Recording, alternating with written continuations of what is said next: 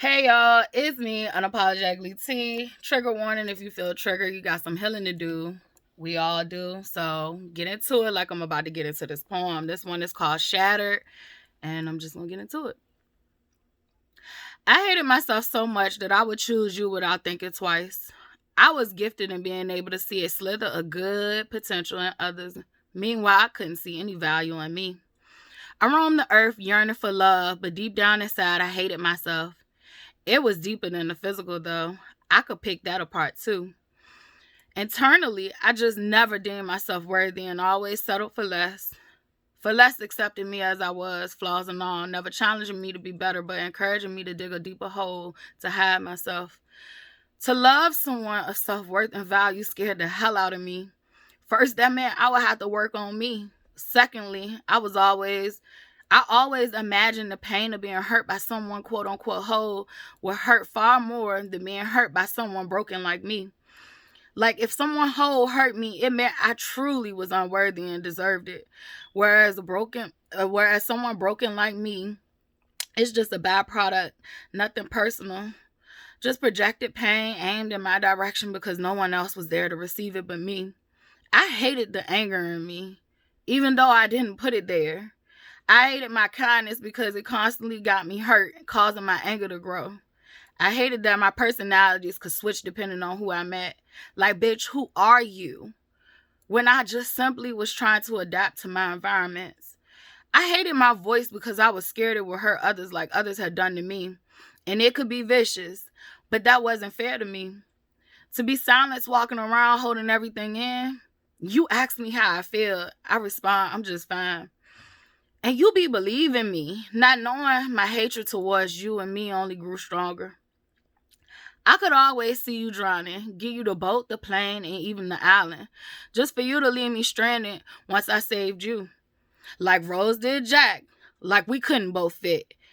This just speaks to how much I would sacrifice me to save you. But back then, I just couldn't see it at all. I should have saved myself and left you to drown. I used to think to myself about how we were the same, but truly we wasn't. We did have things in common, like our hatred for ourselves, thinking we were looking for love, but we were looking for ways to self-destruct. Our biggest differences was that you didn't care about you or nobody else, while I hated myself but loved the rest. I hated that emotionally I never felt safe, constantly being reminded that I'm being dramatic or over-exaggerating. Or it just didn't happen like that at all.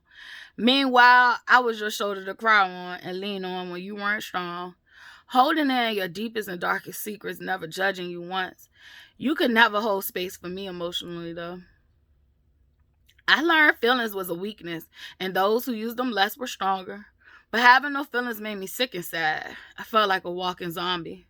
My body was present, functioning to the best it knew how, completing tasks, but my spirit was millions of miles away, frolicking in the fields of flowers for hours, enjoying feelings of freedom with no intention to return to this earthly world.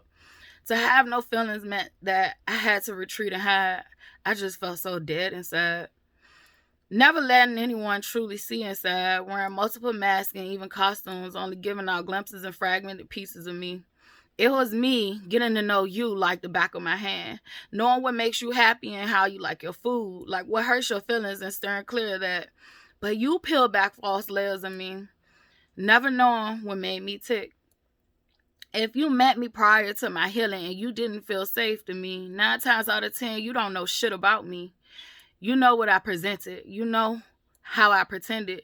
Hell, you didn't even know I hated me.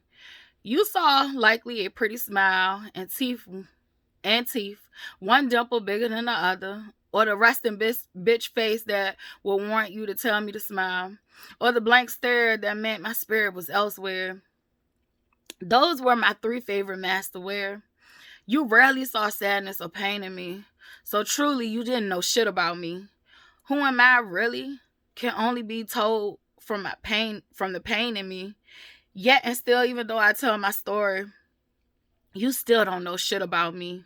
For 33 years, I denied me, so I didn't truly even know me.